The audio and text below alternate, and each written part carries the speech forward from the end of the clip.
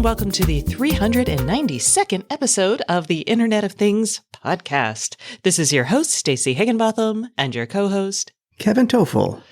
And oh my gosh, it's my birthday, it's Christmas, it's everything, because Matter is official, and we're going to be talking about it. We're also going to be talking about things that will come along with Matter. And Google launched a bunch of devices this week. Actually, they launched a bunch of things. 2 of them were devices. We'll talk about all of that. And IKEA hasn't launched it yet, but we're getting some details on the IKEA's new home hub. We'll talk about that. We're going to be doing a lot of talking. We've got a new research paper out. It's based on some of the IoT Inspector data, so we'll talk also about that. Haha. And there is a device that is getting canceled, and Kevin is going to tell me that he told me, so wait for that. And the U.S. government put out an AI framework, and I mean, it's a blueprint without details. Yeah, it's like, hey, this is what we think about using AI in practice. And not all of the things are bad, but I'm also kind of like, okay. I think all the tech companies are breathing a sigh of relief when they see this. Yeah. And I went on a trip to visit a John Deere factory. John Deere is using its own CBRS spectrum in its factory. It's not 5G yet, but my guest is, well, it's 2 people from the John Deere factory. It is Tracy Schraubin and Jason Wallen, and they are going to tell us all about why they did what they did and how. It's awesome. I can't wait. Okay. We're also going to hear from our sponsor, Nordic Semiconductor, and I'm guessing it is time for another one of our sponsors, Firewalla. Ooh. Are you familiar with the Firewalla Gold Plus version? If your internet service provider is offering you speeds that exceed 1 gigabit per second, are you sure you're actually getting it? Hardware devices need to keep up, and most don't. The Firewalla Gold Plus is a 2.5 gigabit per second firewall and router that future-proofs your home or small business network. The Firewalla Gold Plus is equipped with 4 2.4 gigabit Ethernet interfaces, 4 gigabytes of RAM, and 5 gigabits of deep packet inspection hardware. That means it can look at those packets as it's going by super fast. So to make sure you can operate at future internet speeds, go to firewalla.com/gold+. Woo! I can tell you that I am running a Firewalla Purple on my gigabit network, and maybe I should update. I don't know. Sponsor or no sponsor, I love their products. I've tested 2 of them. They're great. Yeah. If you want that data to understand where your data is going, that is. Yeah, you want that data. I mean, you do. I wanted that data. It's great data. Okay. I thought it was your birthday for real when you started. No, my birthday's in April. Aren't we friends? Don't we know that? Wait a second. When's your birthday? You don't watch Lord of the Rings. I don't know what to say we're quote-unquote friends, but... Again with the Lord of the Rings. I watched something else that you told me to watch. I don't remember. And you hated every second of it. Yeah, that fits. Yeah. Yeah, Kevin and I aren't friends in real life. We're just podcast friends. I unfriend you. We never sit down and watch TV together. You were excited beyond the pale when this hit. I am. Yes. Matter is now official on Tuesday. The Connectivity Standards Alliance said, well, bam, it is fall. After almost 3 years of waiting, here is the first version 1.0 of the Matter spec. And there was much rejoicing. Yay! Okay, so if you are just listening to the podcast for the first time today, hello, welcome. And we'll explain what Matter is. Matter was created back in December 2019. So before the pandemic, it was a different era. And Google and Apple and Samsung and Amazon and a bunch of companies basically got together and they were like, you know what? We're not selling enough smart home gear because it's too hard for people to find stuff that interoperates. We've got some other issues like cloud issues and security issues. So they said, let's create something called Matter. Actually, they didn't call it Matter. They called it the Connected Home over IP Project Chip. It was the Zigbee Alliance that put all these people in the same room to herd the cats, right? Yes, it was the Zigbee Alliance. And basically they said, you know what we need? We need an application layer smart home interoperability protocol. And this basically means that your light bulb's going to be like, hey, It can tell everybody in the same language that I am a light bulb. I can dim. I can turn these colors. I am on or I am off. And it did this for light bulbs, for smart plugs, for smart TVs, for HVAC equipment, for security sensors, for lots of things. And it will use, so again, it's at the application layer. So this is kind of higher level than we're normally used to talking about when we talk about protocols. But it also said, hey, you know what? You can use the following 2 protocols in the home. You can use Wi-Fi or the Thread network to send data around the home. Wi-Fi is for high data rate battery-powered devices, and Thread is for battery-powered devices that don't send big data. So tiny little bits of data, like sensor data. There's also Bluetooth to help solve one of the other problems, and that was kind of a universal way to provision new devices. Yes, it uses Bluetooth and a QR code to provision new devices. So that is, in a nutshell, what Matter is. And there were lots of cool features. The whole idea was like your smart home will be local for the most part. Like lots of things will be local. Any of these things will be local. The Thread is a mesh network, so when things fall off, they don't come back on, but the network reconfigures around it. So it's a little bit more reliable. And there's security components. So to get the Matter certification, you have to, have basic encryption. You have to have a secure enclave on your chip. You have to do lots of things. And there's something called multi-admin, which means that multiple devices, like your SmartThings app or your Amazon Echo, will be able to see all the devices at the same time and control them, and you don't have to set them up in 2 places. For people like me, that's great. Yeah, basically, in a more consumer point of view, you can have multiple smart brains in your house, such as Google Home, Amazon, Madam A, HomeKit, SmartThings. So you don't need to pick a platform anymore once you have Matter certified devices. They'll work across all of these, even if you have multiple brains in the house. Yes. Now, I don't necessarily recommend having multiple brains. Right. But if you're like, Kevin, you've got multiple brains. I've got 3 brains in my house right now. So many brains. Yes, Kevin, you and your many heads. So now that it is official, everyone's like, yay. So what does that mean? So already there are 4,000 certified devices. We've been hearing about them all summer long. Amazon has talked about like the Eero routers are going to be Matter certified. They're also going to act as what's called a Thread border router. That means they can swap Thread information over to the Wi-Fi network, which is important for getting it out to other devices in the home. Apple is building, just like Google is, Apple's building in Matter support right at the platform level for iOS devices. So your iPhones, for example, as well as your HomePods and such. That's still in the works because that's coming with iOS 16.1. And I am running a beta of that, and I just got an update and still don't see it. So I think they're still tweaking and rejiggering the Matter support for Apple yet. Yeah. And Google did a device launch also this week. That's what I thought we were going to talk about most of this week. And then Matter was like, bam, the CSA was like, nope, we're going to release this. And then I was like, well, now I know what our top story is. We're also going to see certified chip platforms. So Silicon Labs has one. Infineon's talking about they have a couple kits that are functioning for Matter and Wi-Fi. Our sponsor Nordic also has some. So we're going to see a lot of stuff that is going to come on the market very soon. So the chip stuff is a little bit later, but we've got the devices that are already going to be certified. Those will start coming out. If you want to play with this, I would be updating your software on your devices as you get it.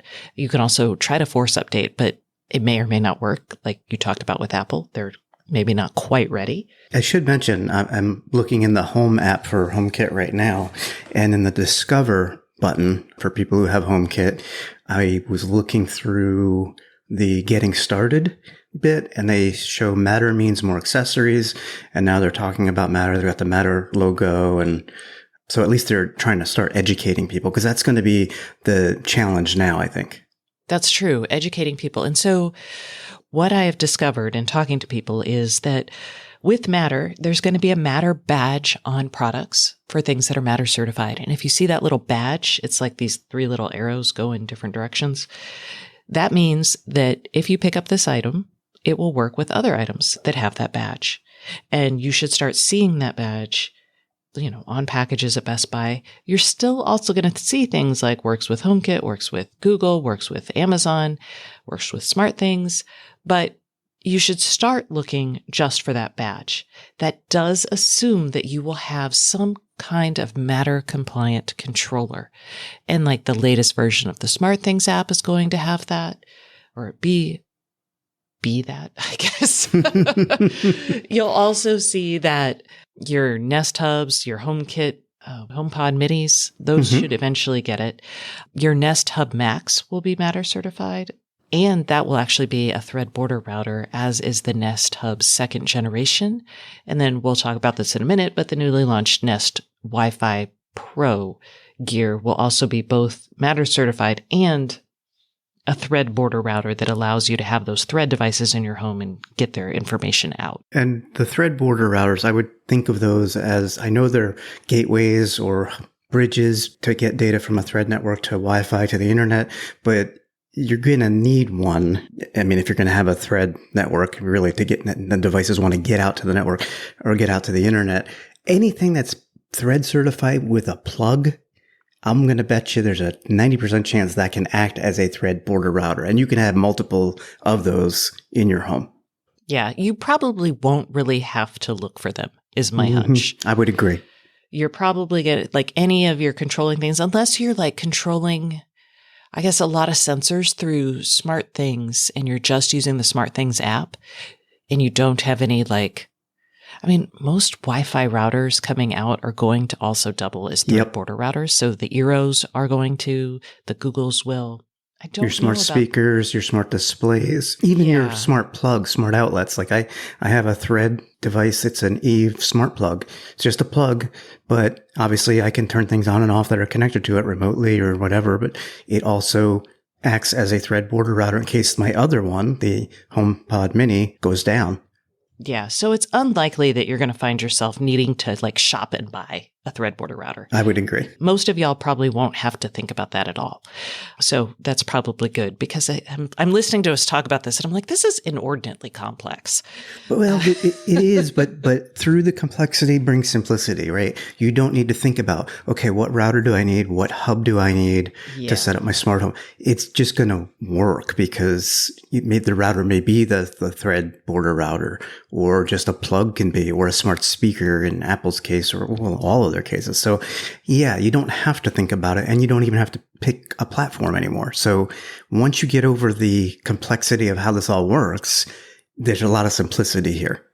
Yes, but there's some things to know. Matter coming out will not support things like video cameras, video doorbells, appliances like your Roomba. There are things it doesn't support that might surprise you. It will support HVAC. It will support window coverings. Those are really exciting for a lot of people. But there are mostly the video things and big appliances. So washers, dryers, and small appliances like your Shark vacuum kind of things.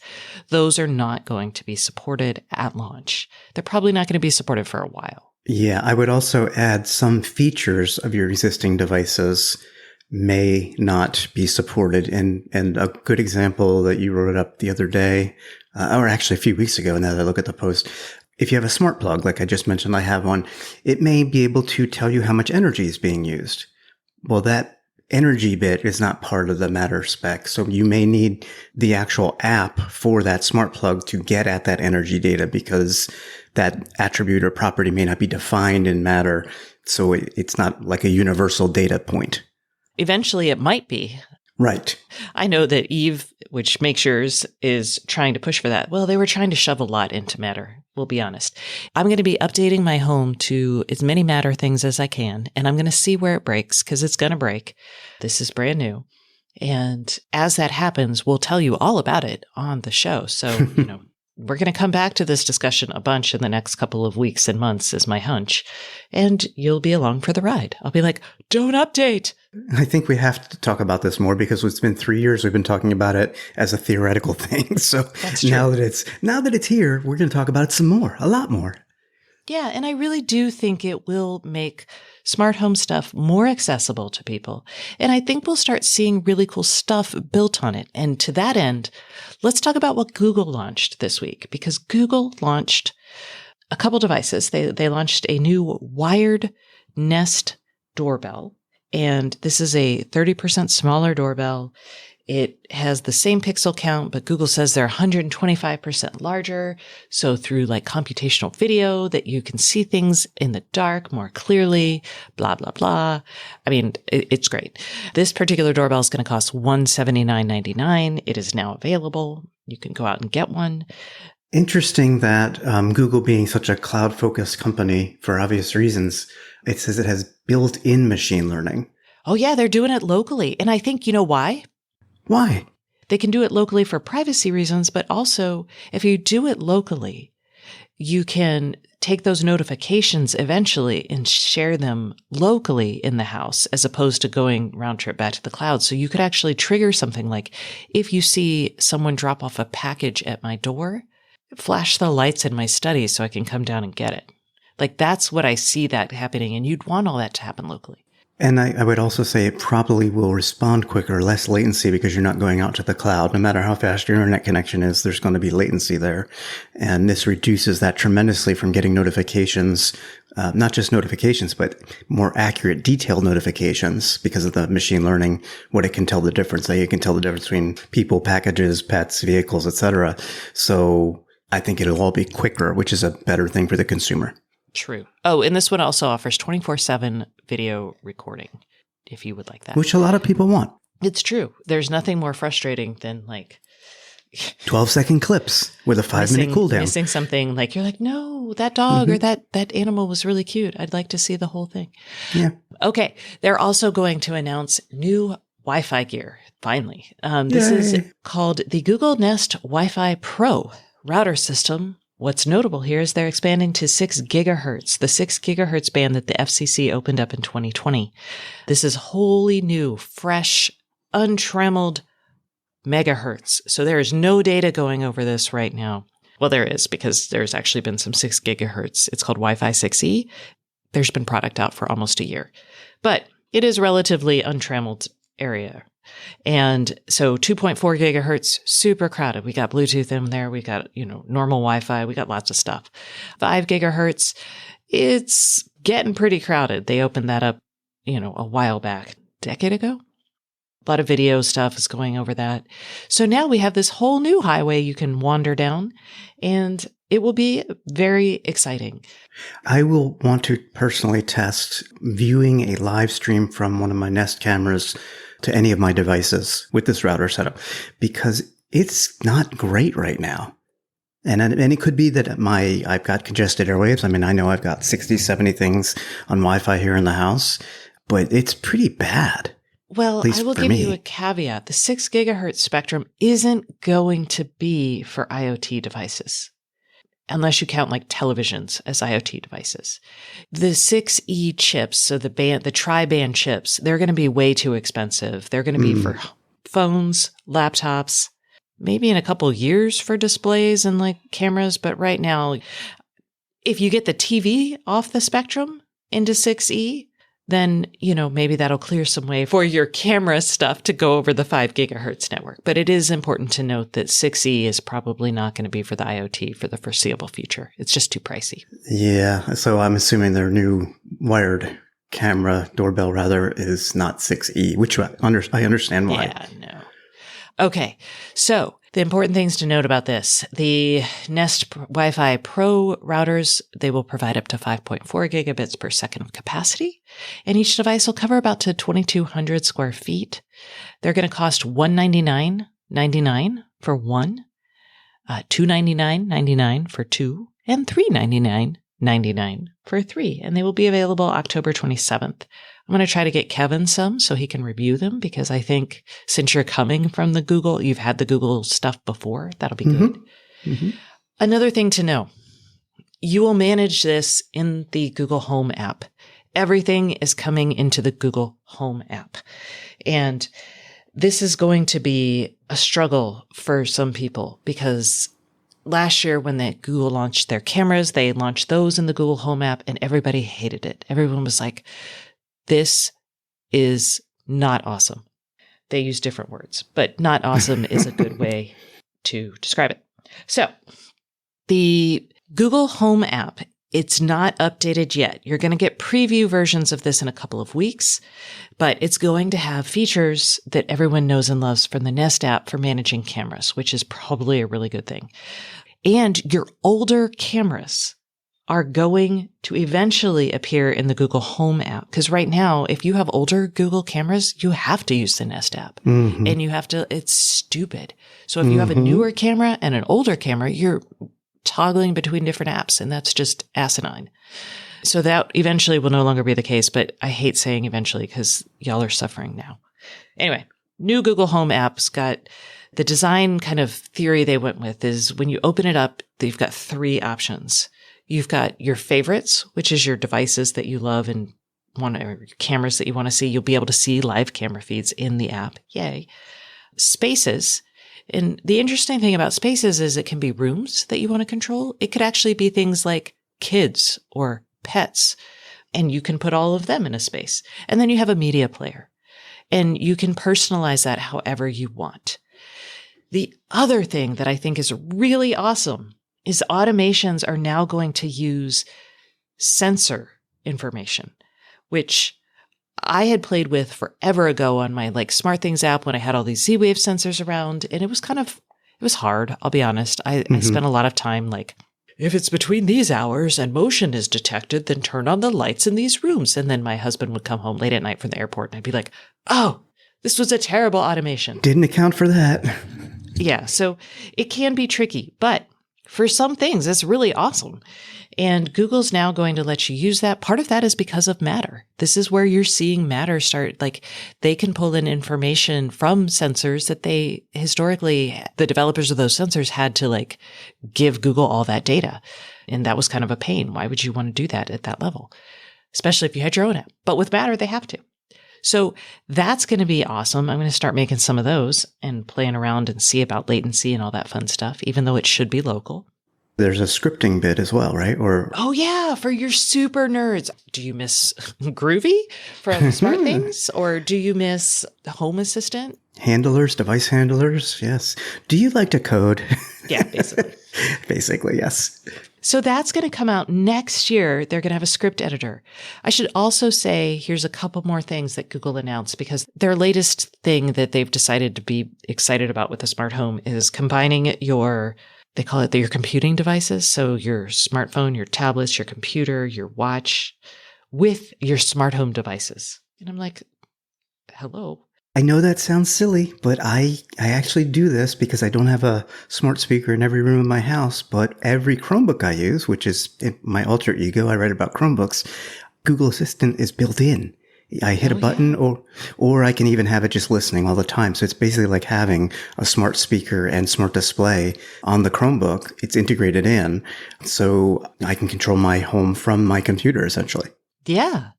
So with that in mind, they're going to eventually bring notifications from your smart home and controls to the Wear OS platform. That's their smartwatch platform.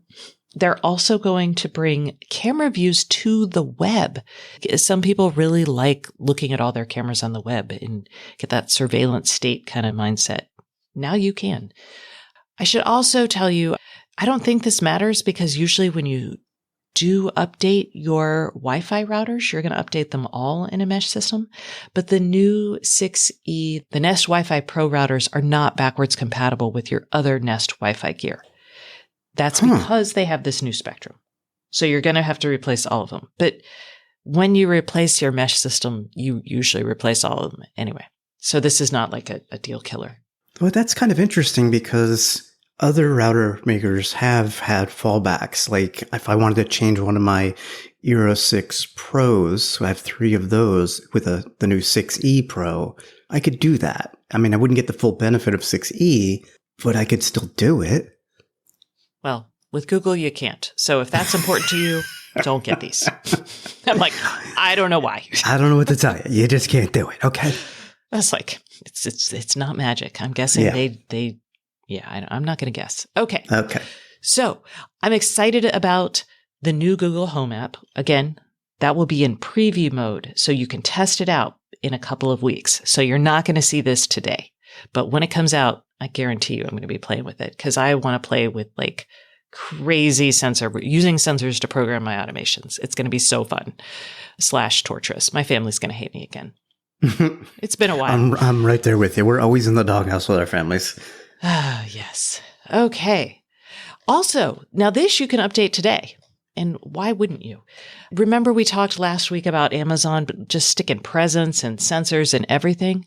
Well, Google's had this for a while. They just haven't turned it on as much. So Google Presence Sensing is getting an update. So your Nest hubs, the second generation, and your speakers are now going to be able to detect your presence using their Soli radar.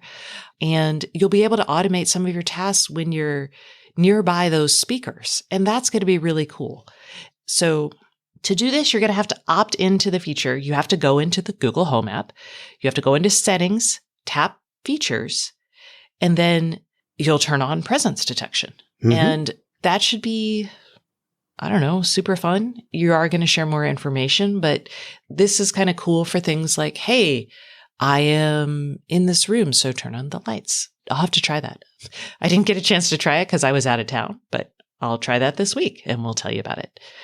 Oh, that was a lot, but there's more. There is a new hub from IKEA. Remember the Trådfri hub? Yes. I had one. It was fun. They're going to have a new one. The Trådfri is out. Now. Dirigera. I don't know. It's going to be available. It's going to be it's almost $60. The Verge reported this. Tech Gaming reported that they spotted a sales page for this particular hub.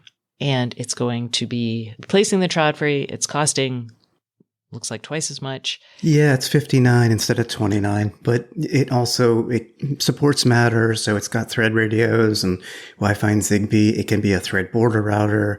You know, if you have older IKEA smart home gear, this is supposed to bridge them to your Matter network, essentially. Oh, so my old Trådfri light bulbs could be bridged using this to Matter. That is correct. And it will also act as a thread border router. Yeah. Oh, and it has an Ethernet port. Big thing. Yeah. Okay. And along with that, there's going to be a new IKEA smart home app. So we'll look forward to that. It's going to come out in November. And before I do the I told you so, which I'm not really going to do, I will say I like the idea of the Amazon Glow, which is the video call device for kids that came out about a year ago. I like the concept of what it was, basically an easy way for kids to like keep in touch with, remote family, grandparents, I guess maybe even friends. It was very kid-centric. It had a little projector screen and there was toys and games that you could play with it and so on.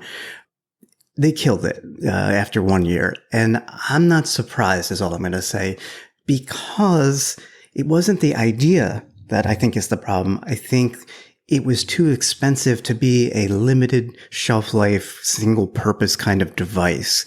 What was this? Like $299? Yeah, it was $300. And it was out by invitation last year. And then in March, it was generally available. So in 6 months of being generally available, I don't think it's generally desirable because they're killing it. A kid-centric thing shouldn't cost that much. And especially once the kids grow up, they're going to lose the fun factor from it. They're going to move on to more traditional devices, computers, etc. They're going to have phones. They're going to FaceTime or Google Meet or whatever the kids use these days, mostly Snap or Insta. And I just never saw this as a long-term thing. Yeah, I know you're disappointed. Nice. I know. All right. Now, so we're moving rapidly past the section where I was wrong, and we're going to go right into the federal government has issued a report on they've issued a blueprint for an AI Bill of Rights. To be clear, this is a blueprint, a framework, as it were, not legislation. It consists of 5 principles. We're going to talk about the basic principles. We're not going to go into depth here. If you are interested, we are linking to the actual blueprint, which is long. It's 73 pages, but it's good. I've only skimmed said pages because it just came out yesterday and a lot was happening yesterday with, Matter. But The big 5 principles that they are saying any legislation should have is you should be protected from unsafe or ineffective systems. Basically, when you build an AI system, diverse communities, stakeholders, domain experts, everybody needs to be consulted. And we need to make sure that these systems undergo pre-deployment testing, risk identification, mitigation, and ongoing monitoring. And if it is unsafe, we should remove it. That is part of this Bill of Rights. I don't disagree. Again, keep in mind this is a framework or guideline, and without specifics, companies are going to be bandying around how to do this if they, how to do this to meet the guideline essentially. And there's a lot of black box stuff happening in AI. So I'd be curious how this is actually implemented.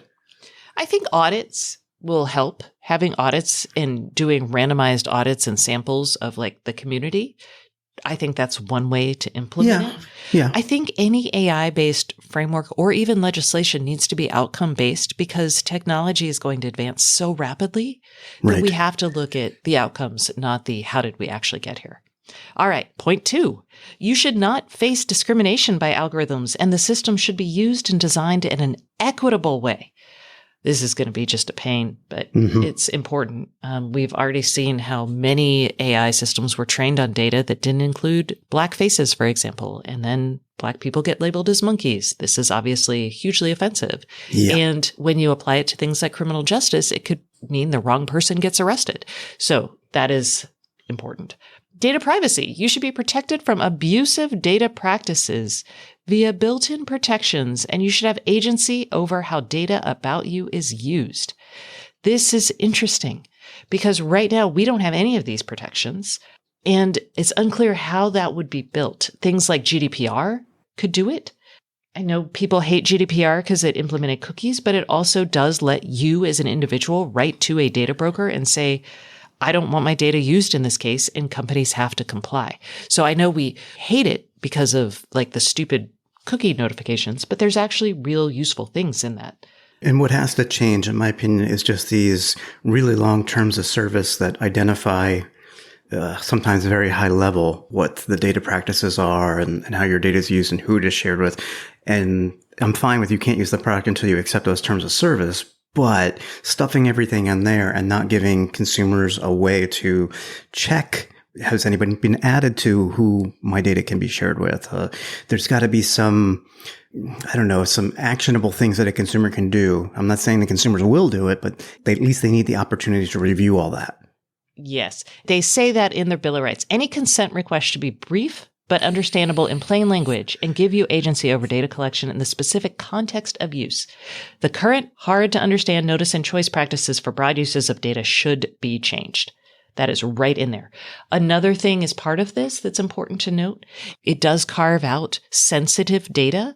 Sensitive data includes health, work, education, criminal justice, and finance, and data pertaining to youth. So that all should put you as the owner first. So that means kids and your sensitive data about those things. You should actually say and clearly understand when you're signing over those rights and be able to control access to that. Finally, they also say continuous surveillance and monitoring should not be used in education, work, housing, or in other contexts where the use of such surveillance technologies is likely to limit rights, opportunities, or access. Wow. That's really broad and exciting, and I would love to see that codified into law. All right. I think we're at number 4. Notice and explanation. You should know that an automated system is being used and understand how and why it contributes to the outcomes that impact you. This is basically saying, yeah, we know AI is a black box, but you need to tell people like, oh, this bank refused your loan because we're using an algorithm to assess the following 6 things. All right. And human alternatives, consideration, and fallback. You should be able to opt out where appropriate and have access to a person who can quickly consider and remedy problems you encounter. Man, I wish we had that in all aspects of our lives. Yeah, wouldn't that be nice? A universal customer service. I don't know how companies are going to manage that. I'm just thinking, not to go backwards, but I'm just thinking about being notified when an AI system is in use and how it made decisions that might affect you, such as the loan example. I'm hoping that you can delete data that might have hurt you in a sense because it's... That's in GDPR. So hopefully we could model some of that there. So that's the framework. Whether or not this becomes law and how long it becomes law. I wonder the notifications. I mean, I know I'm beating this topic to death here, but I'm just thinking about we already have privacy notifications when we use the microphone or the camera of a computer or a tablet or a phone. You get a little indicator that shows you that. I wonder on smart home devices for certain services if they'll hopefully put indicators to say AI is in use or was in use for this particular action. It would be nice to know, as it's happening, not just after the fact. I don't know. Or is that a wacky idea? I don't know. Well, I'm not sure what you're talking. So there's a couple things. There's AI making inferences. So like AI in my video doorbell saying, hey, there's a person at the door, right? That's a notification that I get. So if it's bad at determining, I know that's AI. So well, you set that up. You set that up. Okay. I'm thinking of things where I'm thinking of a future where the quote unquote ambient home starts turning on certain lights or temperatures or whatever as you walk into your house not because you set up routines, which is a manual process, but now it's truly smart and ambient. Why did this just happen in my house? Right. Yeah. Okay. Yeah. That makes sense. And we've called for that even when we were programming it ourselves, because sometimes we would program too many things. Oh yes. We have done that many times. Guilty. Okay, that is enough news for this week. Now let's go to the Internet of Things podcast hotline. This is the segment of the show where we take your questions and hopefully answer them. And because it is the beginning of the month, we actually have a winner. Dun, dun, dun, dun, dun. And conveniently, our winner is actually our question asker of the week. So our winner is... We use AI to pick the winner, by the way. We do not. We use a random number generator. That's not AI. Well, we use whichever digital assistant we have on tap to pick that random number. Okay, but that's not AI. They're just... All right. I was just, all right. Look at you, AI washing things. Well, I don't want people to think we cherry pick these things because we don't. No, we ask either Google or Siri to do it for us. Yes. We have no say in this. Okay, so this month's winner is Dave.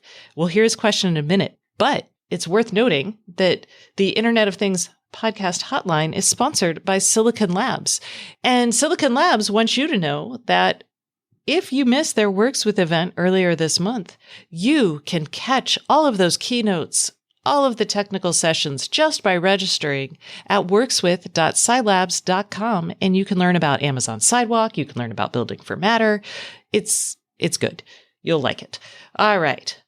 Thank you, Silicon Labs. And what did Dave win? Oh, Dave won the Hue. Oh, man, you're going to make me say it. I hope I say it right. Tap dial switch. The Hue Tap Dial Switch, which hopefully, Dave, you have Hue lights and you will enjoy this. By the way, Signify has said they're going to update the second generation Hue Hub to Matter. The bulbs themselves are not going to be individually Matter compliant. So they're taking the IKEA approach. Well, they have to. I mean... Yes, they have to. They didn't have thread in their bulbs. You won't know the difference. Yeah. No, you shouldn't know, because the hub speaks to the bulbs locally, and then the hub will now speak to other things locally in the home. So yeah, It's going to be great. You'll love it. I don't know if you'll love it. We'll see. That's one of the devices I will update to Matter and report back on. Okay. If you would like to give us a call, you can reach us at 512-623-7424. In October, you will be entered to win we're going to celebrate Matter. You're going to be entered to win a Matter Hub. And by Matter Hub, I mean one of the compliant hubs from, it really doesn't matter actually anymore with Matter, which hub you choose. It'll be a smart speaker of your choice that does support Matter. And so I'm thinking probably the Google Nest Hub. Second generation would be your Google version. Thread border router. Yeah, that one has a thread border router in it. The Amazon Echo, they have the Echo Dot 5th generation, but I don't think they have we'll figure it out. You just tell me your ecosystem, and then we'll do a HomePod for if you're on the HomeKit ecosystem.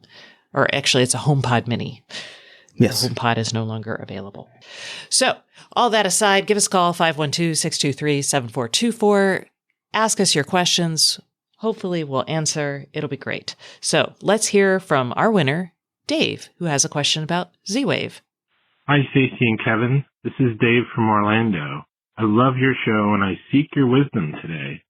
I'm renting a house that came with a Yale Assure lock, the YRD216, and it includes a Z-Wave module. They also provided their own Alloy hub and the Smart Rent app, which locks and unlocks the Yale lock. Due to my lease, I have to leave that hub intact, so I wonder if I can add a second Z-Wave controller like the AOTech USB stick. The information on the internet seems divided about whether or not a second controller would allow me to control the Z-Wave lock and to get status updates using Home Assistant.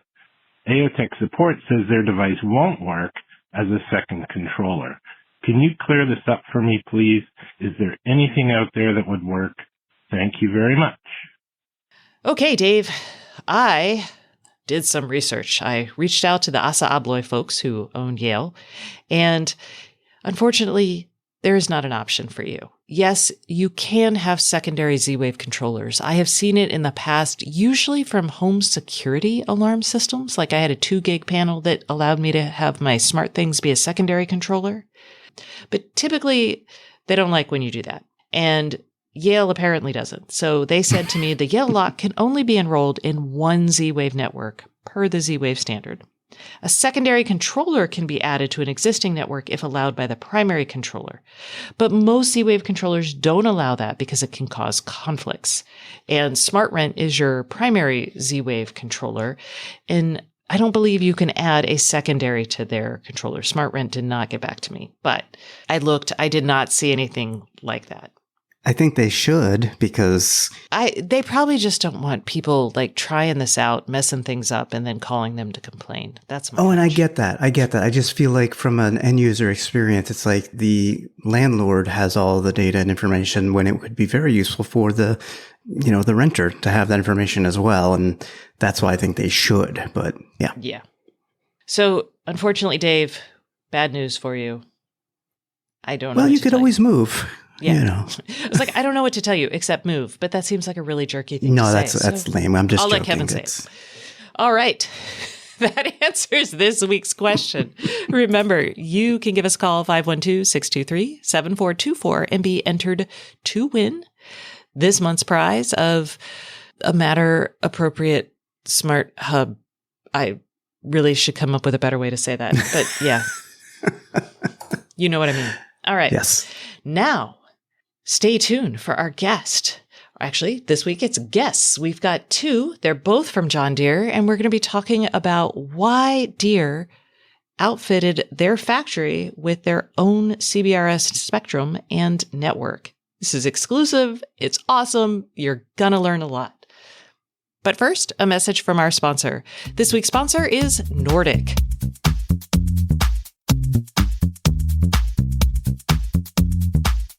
Hey everyone, we are taking a quick break from the Internet of Things podcast for a message from our sponsor. And this week's sponsor is Nordic Semiconductor.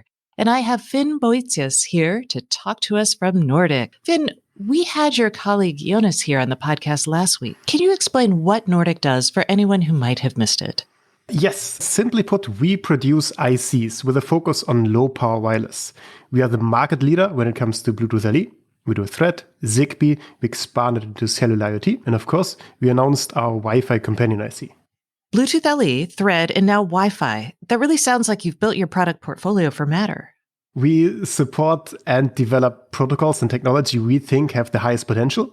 And the fact that they overlap so much with the protocols chosen in Matter just shows that we make the right decision. We are in a lot more markets than smart home, though.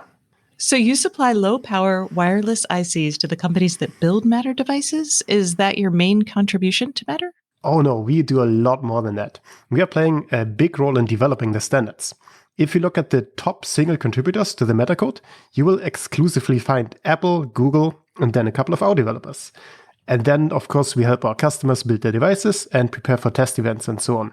So what does that help look like? We have more than 40 Nordic engineers working full-time to help and support developers. That happens on our DevZone portal. We have Meta well integrated in our software development kit with optimized code and different sample applications for Meta. The latest release, we have all Meta features implemented. We're basically just waiting for the spec to be finalized to switch to full support. Excellent. So some device makers have announced that their devices can be upgraded to work with Matter. For example, Eve smart plugs. Do you think that every device that now uses Thread will get an update and run Matter? No, there will be Thread-capable devices that are not able to run Meta, most likely because they don't have enough RAM or flash on the IC. I assume companies will bring out new versions of their device to be Meta compatible. We're going to make it easy for our customers. That was all about Thread. What about Wi-Fi? Good point. We talked about this last week and we are getting lots of questions from our customers. Excited to get their hands on the NRF 7002. It's a Wi-Fi companion IC. Since we have a very open approach to software, that software is already visible even before the product is officially launched. We also tested our Meta samples and have made them work with Meta over Wi-Fi. So Wi-Fi is coming. That's great to hear. Next week, your colleague Jonas is coming back to talk a bit more about your roadmap for certification when it comes to Wi-Fi. In the meantime, where can our listeners go to learn more about Matter? We have a dedicated page just for Meta. It's at nordicsemi.com/Meta. You can find more info there. We also have 2 webinars on the topic, and we are working on 2 more with a focus on developing and certifying Meta products.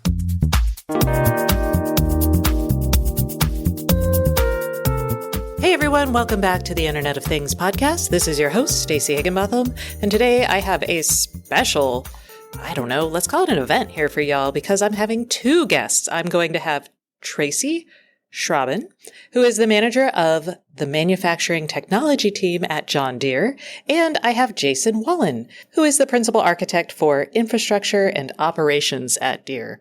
Hello, y'all. How are you doing today? Fantastic. Doing great. It is great to get to talk. This is part of the reason we haven't had 2 people because we don't know what to do with ourselves on the show. But this is really fun because we are going to be talking about why back in November 2020, John Deere bought Spectrum. They bought in the CBRS band. We talked about it way back then when everybody was hyping 5G in the factory. And we were like, oh my gosh, what are they going to do with it? And now we're going to find out. So first up, talk to us about why y'all were one of only, I think, 2 or 3 companies that bought this Spectrum in the CBRS band for your own use. We saw this as a significant advantage in Industry 4.0, allowing us to use the innovation band, which is what the CBRS Spectrum was developed for, to be able to enable better connectivity inside our factories to support our desire to create the highest quality products for our customers. Okay, so why go wireless in the factory? Well, we're looking at an explosion of Internet of Things sensors across our factories to control our processes and gain insights from all the data that we can collect. We know that Wi-Fi is simply not going to be able to keep up with how much we need to stream in the future. Let's backtrack. What did y'all have before you bought the Spectrum in the factory from a wireless perspective? And then what do you have today, almost 2 years after buying the Spectrum? So, excellent question. The profile that we had back then was an 80 to 90% hardwired Ethernet connectivity with 10 to 15% being supported by wireless technologies inside there. Most of the critical shop floor applications that we had were supported by Ethernet just for the reliability that hardwired copper gave us. The key trend that we saw coming to us was our increased number of sensors that we were going to have to support in the shop floor. Our estimate is that we're going to grow by 20 times what we have today in our sensor space. And really what we've seen that evolve to over time is now a Ethernet connection. In addition to that, we had the traditional Wi-Fi 4, now moving into Wi-Fi 6, setting our sights on Wi-Fi 6E, and then also the CBRS cellular space inside here. We believe that wireless is going to be our extreme growth area inside the factories, and that's going to be driven by the proliferation of devices that we have. In addition to the protocols that we have in cellular are much better as far as transitioning from cell site to cell site, as opposed to the handoffs that you would traditionally see from handoff to access point to access point. Based on those improvements, that's really why we got into the cellular space and have really embraced that for mobile use cases. Okay. Yeah, let's talk about the different characteristics of cellular, because y'all today are doing LTE. The plan is to move to 5G when the equipment, we just got the latest version of 5G LTE. That's the one that all the factories want to use. So when that happens, what are your priorities? Why move from LTE to 5G? Excellent question. I think really let's take a step back and look at why we started with LTE to begin with. And that was what was commercially available for an endpoint standpoint. The networks and the infrastructure side of this were readily available both on the CBRS space in 5G and 4G, but the endpoints had not caught up yet. So we needed to build our competency up inside Deere. And based on that need to develop that competency, we had to find devices that were immediately available to us, which led us down the LTE path. We know that we're going to get significant advantage as we move forward into the 5G and 5G SA modes for wireless going forward. And we also believe that we're going to see latency improvements that we've seen today from the 4G LTE based private cellular solutions into the 5G. And what are those latency requirements? Generally, we expect to have 10 to 15 millisecond latency for the sensors we have connected to the cellular today. We anticipate that is going to drop by half and support new use cases that require much tighter tolerances on there around use cases that include life safety and other things where we need to make immediate decisions and successful immediate decisions on the shop floor. Yeah, I always compare it to like if a machine's about to cut someone's finger off, you really want to stop it just in time, like not just in time, as early as you can. Okay, let's talk about the types of things on the factory floor that that are connected to the internet and are sharing data today. So I went on a factory tour and I saw I don't know if it's a wrench, it's a little thing that screws stuff, bolts into tractor parts or combine parts. And that actually had a Wi-Fi connection on it. Can you talk about what the goal is with those kind of tools and what kind of data you're collecting off of them? We're collecting data off of every single torque controlled joint on this combine. So whether that's every nut and bolt or the hydraulic connections. And so we are really ready for the industry to catch up and be able to help us with the cellular piece of that connectivity so that we can stream even more data. And we are recording all of that to ensure the optimal quality and process controls are in place. But then we also want to track everything else in our factory from the voltage and vibration on certain assets and be able to aggregate that data to make better decisions. And so what does that look like? I mean, if I'm taking a bird's eye view of the factory and I'm trying to think, you've got all these robots that are hardwired, they're going to be connected and sharing data. You've got robots running around the floor. Like talk to me about some of the constraints and use cases that you see for connecting your factory floor. Sure. The weld example is a great one because that requires a wired connection right now. And we have so many weld supplies in the factory and we're finding great value in collecting the data off of those. So to be able to connect wirelessly would be huge for us to be able to aggregate that data at a lower cost point.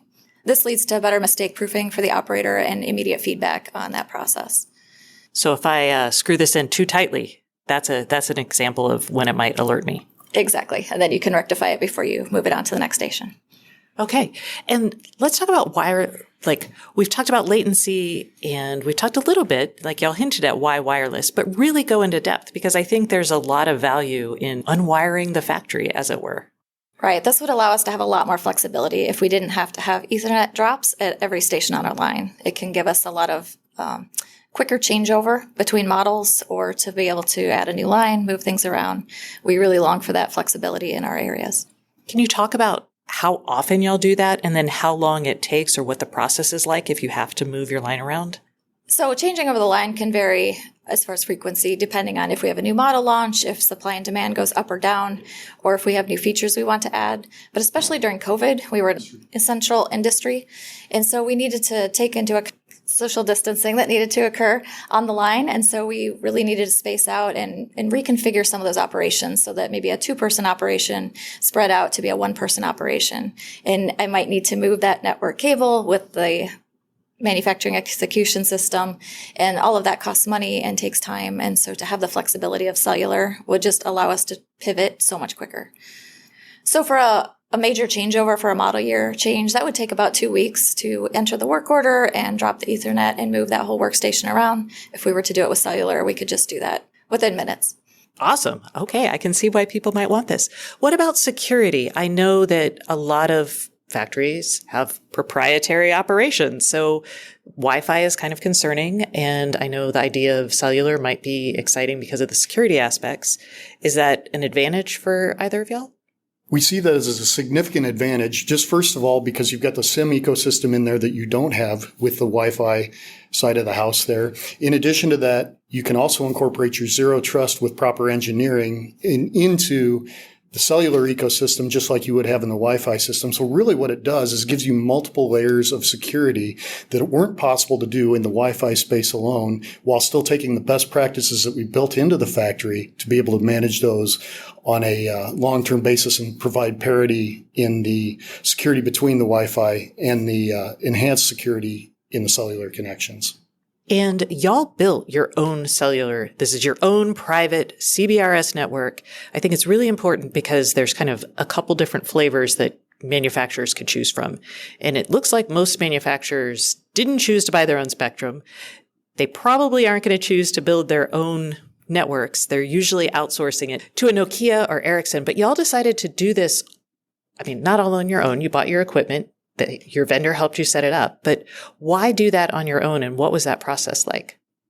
We see the cellular part of our manufacturing operations as one of the distinct industry advantages we're going to have in a couple of years here as we roll this out worldwide in our environment there. It'll allow us to have flexibility in manufacturing processes that weren't available if we were to buy this off the shelf from that. It allows us to deeper integrate the cellular systems into our manufacturing execution systems and provide us full control of that environment end to end inside there, incorporating our zero trust model that we use inside our factories. So what was the process like? I mean, how managing a cellular network feels like that's what I hire Verizon to do for me. So what did y'all have to learn? How long did it take? Absolutely excellent question there, because we walked into this with limited cellular knowledge here other than managing the mobility of the existing devices that we had on the shop floor.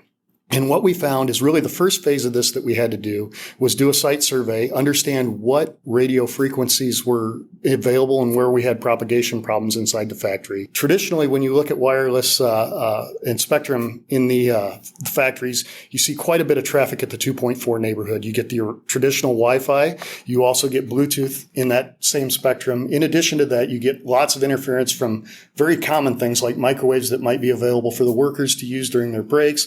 And we've seen scenarios where Wi-Fi drops out during lunchtime, during break time, just simply because we start the microwaves up, and that's given us some pause inside there. So we were able to go through, analyze that spectrum, understand the CBRS spectrum, which operates in that 3.5 gigahertz neighborhood there, what we had for pollution inside there as far as RF interference, and really understood that, and then also understood what that meant to the 5.8 gigahertz and what will be the 6 gigahertz space that we'll be using for the higher band Wi-Fi of the future.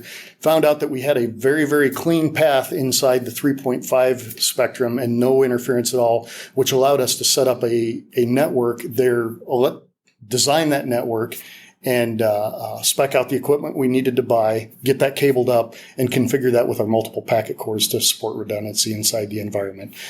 The analysis time to the time we designed the network was about a 3 to 4 month process for us there.